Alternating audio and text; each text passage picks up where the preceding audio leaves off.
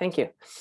Okay, access to adequate housing is seen as a basic human right, and it is reiterated as such in various international treaties, across regional charters and conventions, and even on in different national constitutions. Sorry.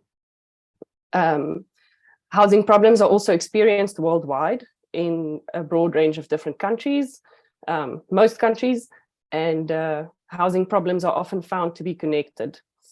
The definition of adequacy of what is seen as adequate in terms of housing is expected to differ based on the geographic region, social, economic, and cultural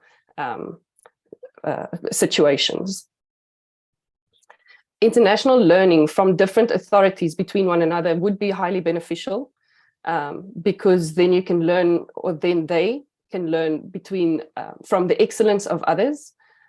They can also learn from the mistakes of others, and it can result on discussions of similar. It can result in discussions on similar problems, as well as possible collaboration on solutions. For our study, we made use of non-probability sampling. This resulted in 199 countries, the 195 UN member states, plus 4 non-members, the Vatican City, Palestine, Kosovo, and Taiwan. In total, it resulted in 210 organizations. The reason there's a difference between the amount of countries and the amount of organizations is when we started talking to some of the countries, some of them requested to be contacted based on their preferred geographical delineations. These countries included Australia, Canada, and Belgium. Between their geographic regions, they had different authorities or different organizations handling their housing. The time period for sampling was in June 2020 to August 2020.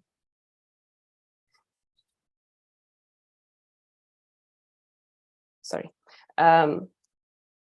We constructed a database by firstly using the term housing, including related terms like housing, residential, or even a translation of the word housing into the local language. And then we combined it with the term authority.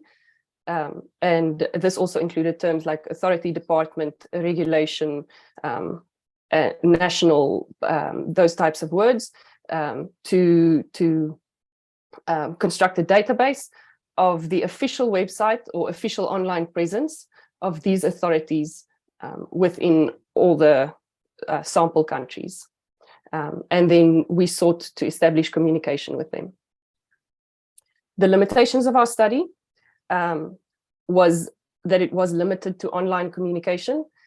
This was done because of 2 reasons. The one is the international nature of the communication, and the second is that it was done in the midst of the COVID pandemic. The second limitation is English language.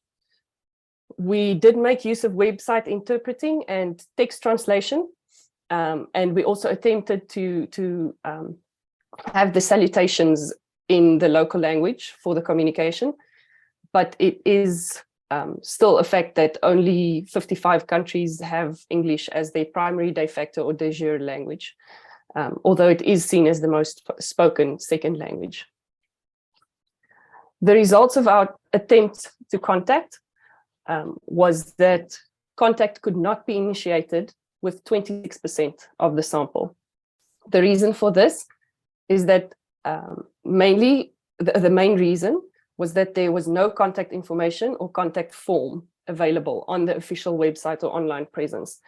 This was for 43% of the 26% for which contact could not be initiated.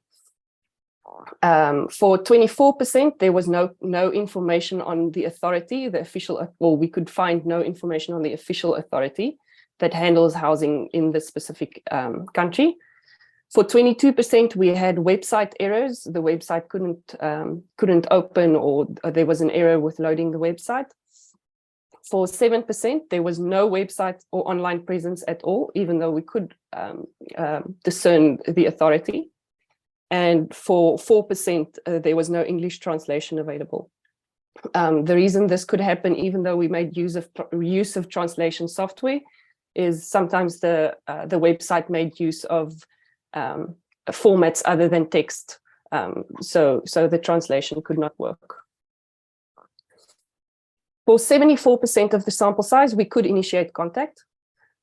For 11% of this 74%, the contact was returned as undeliverable. For 74%, the contact was delivered, but we received no response whatsoever, even with follow-up. 6% acknowledged that they received the correspondence, but then no further communication happened. They didn't contact us back, basically. For 6%, we had some communication. This was usually either that they sent us from one department to the other, or saying, you should rather speak to this person, or they sent us official documents saying this is what they have on the topic, and some of them declined to participate or to discuss or to correspond further. Of the 74% that contact could be initiated with, only 3% agreed to participate. This was a total of 4 countries, and it was Canada, Hungary, Estonia, and Lithuania. As you can see, the contact status differed by continental region. For example, you can see in South America, second last column, very limited contact could be initiated. For a variety of reasons, we could not initiate contact with a lot of South American countries.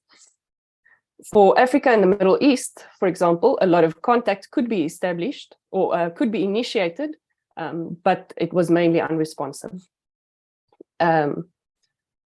It seems like only Europe and North America had a broad range of representation in their contact statuses. So for 25% of the potential contacts, we could have no or inaccessible online presence. And this sort of collaborates or correlates to 37.5% of the world, which has no access to the internet. No contact could be established with any countries in Africa, the Caribbean or Atlantic Isles, Middle East, Central America, or Great Britain. Only 4.3% of those who we initiated or we had in our sample size had any communication whatsoever, even in a limited capacity, and only 1.9% of the total sample were willing to engage. Interestingly, referring back to our limitations of the study, where we expected English language to be a limitation, 3 out of the 4 countries that were willing to engage are non-native English-speaking countries. In conclusion, access to and communication with housing authorities is still greatly restricted. If access to the housing authorities is restricted, can we expect access to adequate housing to be similarly strained? There is still considerable scope for countries and regions to communicate with one another, as we said, to learn from their excellence, to learn from their mistakes, to collaborate on solutions, and to even discuss on similarities of concerns. So it is highly desirable that it should be possible to communicate between housing authorities internationally. Thank you.